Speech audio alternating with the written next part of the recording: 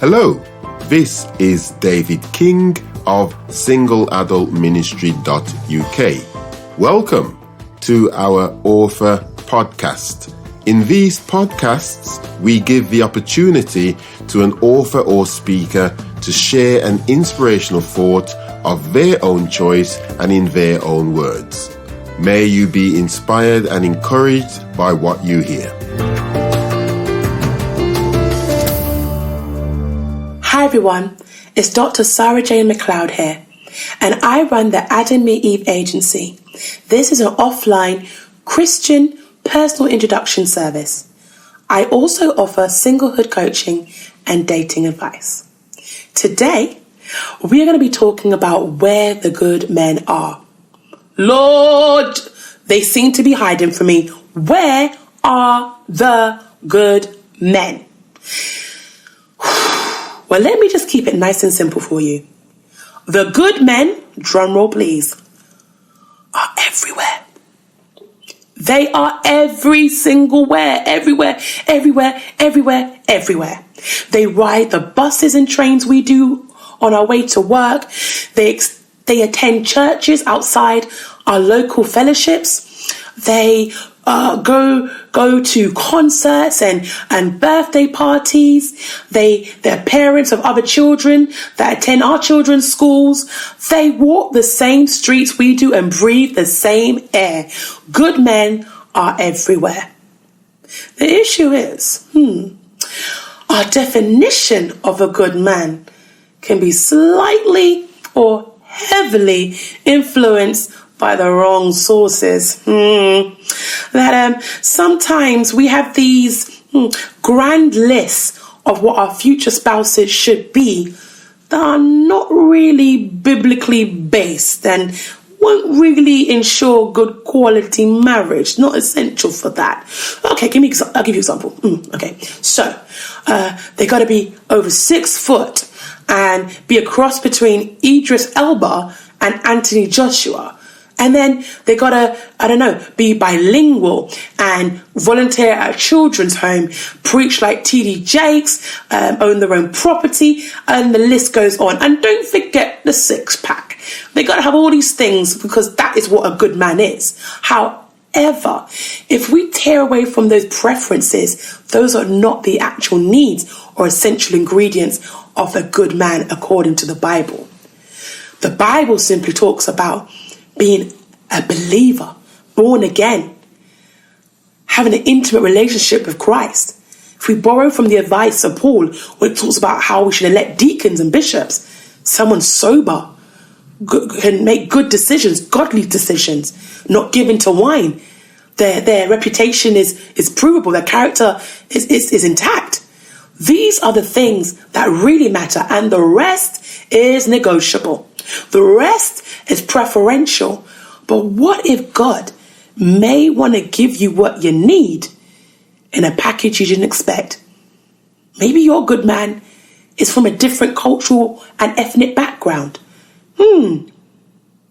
Maybe we've overlooked the prospect God has provided and called them a friend because we didn't feel the spark initially, which is a completely mystical thing, by the way.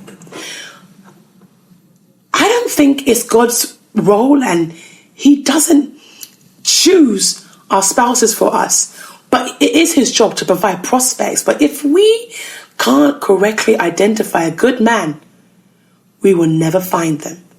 If it's based on unrealistic expectations, no guy will ever be able to reach our standard. And sometimes we're judging guys too quickly, knowing that they're a work in progress. I understand the danger of marrying potentials, as in some guys will never become what we want them to be, or we have expectations that someone will change and develop. But I'm not talking about that. I'm talking about having the core essentials of being a believer, being someone that fulfills biblical criteria of a godly spouse, and someone who's working to put the other ducks in the row in their life. Someone who's working towards owning their own home, working towards a better figure. It would be unfair to discount an amazing person with great compatible personalities and shared values and goals in life.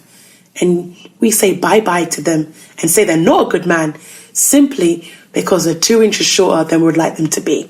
God forbid, no way. We are going to see more kingdom marriages because we are going to be correctly judging and correctly making decisions with an open mind based on biblical standards. I have a book that I want to share with you, and it's by Dr. McLeod. He is a Christian psychologist, and he's written a book called How to Get a Date Worth Keeping. Get dated in 6 months or less, or your money back. Now, this book is one of the most refreshing, practical, inspiring, helpful books I've had as a Christian woman, because it talks about the fact that we have to put our faith to work. In Proverbs, it talks about the sluggard, the lazy person getting nothing, but the desires of the diligent are satisfied. When you wanted to lose weight and when you wanted to get a university degree, you didn't just sit around and pray into existence, expecting God to just drop the diploma on your lap or the fact to burn away. You had to create a plan and then you had to action it. Let's have that same mindset towards dating. Please, please, please, let's be very clear that dating is not about physical intimacy or expressing commitment to a person that you're not exclusive with. It's simply getting to know someone. It's an enjoyable experience. It will bring self-growth. You will learn about what you possibly could want in a spouse and not want in a spouse the more that you experience different guys. And that sitting down and having conversation and doing fun things is enjoyable. And there's nothing ungodly by it. Because as a Christian, we're treating everyone with the love and the respect of God. So 3 things that could be standing in your way to a fruitful dating experience is that, number 1, you're not meeting new people. You could be trapped in that triangle: home, work, church, home, church, work. That is not going to bring you into contact with many new people unless you have a job that does that. You need to get out of your normal routine. You need to not be afraid of being the +1 and going to parties where you don't know anyone. You may need to take a new hobby, learn a new language, start volunteering somewhere.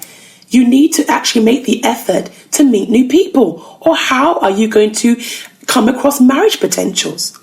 You need to take the initiative and come out of your routine. Good men are absolutely everywhere. Number 2, you need to interact. It is not aggressive or it's not desperate or flirtatious to say hello or to make eye contact and smile. What this says is that I'm approachable. It leads to conversation and interaction, and so interest can be developed. When you talk about your views on the world and you show your personality, someone can see who you are and they can lead to them wanting to ask you out. You need to not be afraid of talking to guys. Be proud of who you are. Enjoy your beauty and shine. Christ in you is the hope of glory. Don't keep that little light under a bushel. Interact. And number 3, you need to leave that person with information so they can act on any interest that may have developed. What good is it having that amazing conversation where your interest was sparked, but then no way to follow that up when you leave? Either a phone number, social media contact, email address. If you need to buy a cheap phone and have a separate number just for dating, do that.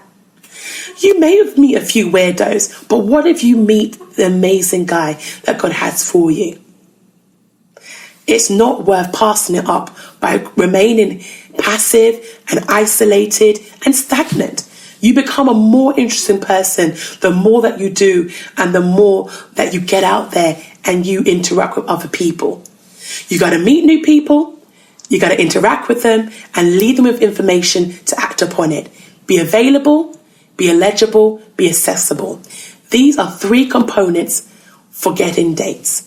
And more dates lead to more opportunities for potential marriage. That's where the good men are. They're everywhere. Bye.